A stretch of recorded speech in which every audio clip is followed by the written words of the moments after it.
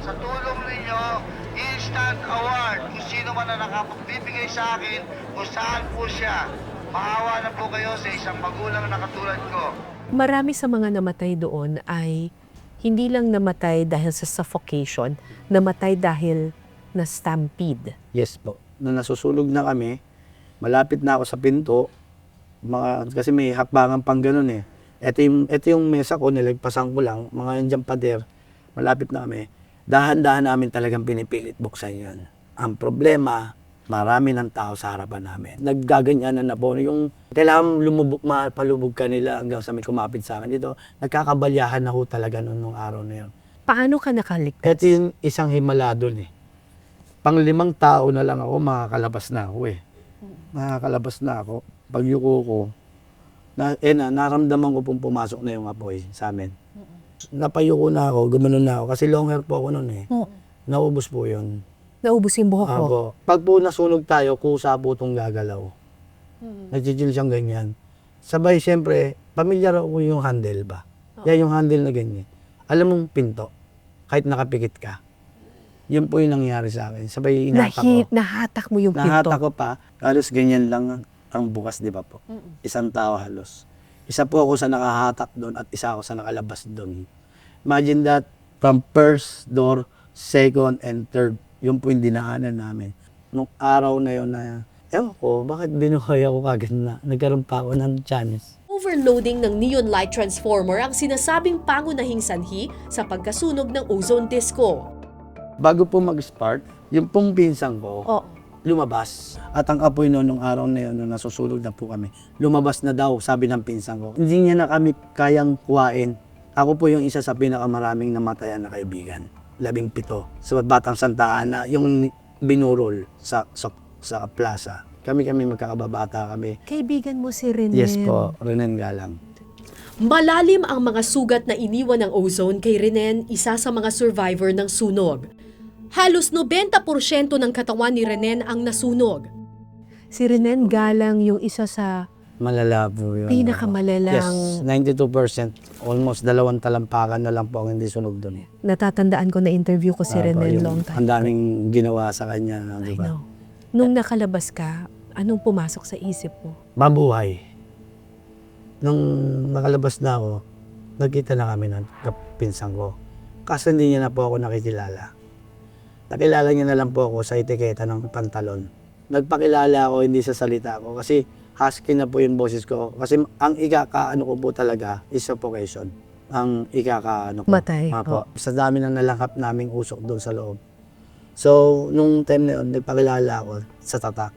Doon niya ako nakilala. Then, naitakbo agad ako sa pinakamalapit na hospital, which is a clinic lang yata yan dyan sa Delgado. Noong time na yun, marami nang nakalabas bukod sa akin. Ang problema, yung taxi po, umiiwas sa mga nasunog na. Nung gumano na yung pinsan ko, nandun na po kami sa circle. Nakalabas na po ako. Sunog na po ako. Biglang huminto yung taxi. Nung time na yun, nakita ko yung mata ng uncle ko. Sa rear view mirror. Sa rear view mirror. Pinsan ko, nasa harapan. So nakita niya yung side, no? Yung driver, kung ano lang sasabihin ng pinsan ko, yun ang nasunod. Hindi kumikibo. Hanggang sa nadala nga po ako sa Sa hospital. Delgado. Sa Delgado. Nung una mong nakita yung sarili mo sa salamin pagkatapos ng ozone, anong pumasok sa isip mo? Umiyak lang. Umiyak na lang ako kasi sa hospital yung naka-cover po kasi lahat ng salamin. Bawal po kami na may salamin. Nung sinabi ko na lang sa doktor, Dok, babay, tanggalin niyo na lang. Gusto ko na rin makita. Ako. Anong itsura mo nung una? Sobrang, ito po, alam niyo po yung tosino, ano, ganun po siya, yung kulay niya, din namumuti-muti. Naiyak ako kasi nung tinanggalan ako na ng tenga. Nang palabas lang is i-dressing lang ako. Yung pala sila mama, since na bata pa po ako, sila yung waiver kasi sobrang sunog na po nito. Nung nakita ko na yung kaano ko, hindi ko na alam anong gagawin ko. Doon po pumasok yung depression. Kasi ano yung nakita mo? Ako ba to? Parang ganun. Ako ba to? Hindi ako to, sabi ko. Wala kang tenga. Wala nang tenga, wala na lahat. Bumigay man yung pakaramdam ko. Pero nakita yung pamilya ko, nilalaban ako. Kasi critical condition ako eh. For ilang buwan eh. Dahil anytime pwede akong ma-choke, maano. Pero nakita ko yung effort ng mga magulang ko nagpupuyat nasa labas ng ano. Nung nakita ko yung sarili ko, nabigla talaga ako kasi ang alam ko lang ito lang. Tapos tinatanong ko, ano ba to? One time nga po, yung balat dito, may natira, ginanong ko pa po yun. Nilata ko pa po. Kasi sabi ko, ba't ako nagkaganito? Noong time na awesome mismo, nung nasa taxi ako, nag-hysterical na talaga ako. Kasi hindi ko in-expect na yun ang pinuntahan namin, kaligayahan. Tapos yun po yung nangyari. Mga first week na nakita ko na yung mukha ko, talagang nag-isip ako na nag-isip. Hanggang sa makalabas po ako. At nung nakalabas ka na, Nawala na po ako sa linya. Aminin ko po sa inyo, nabisyo ako noon.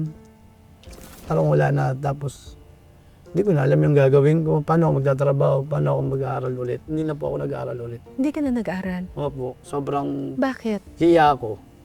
Nahihiya dahil Nahihiya ako noon. Kasi, hindi ko po alam kasi siguro dala ng pagka bata, takot ako. nahihiya kang ipakita yung mukha mo. Opo, hindi mo ako mapapatagal sa isang place.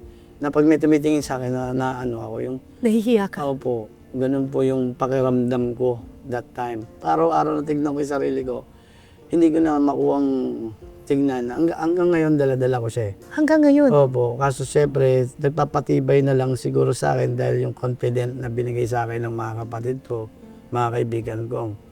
Kasi po nung time na nasunog ako sa Osong, nawala ako eh.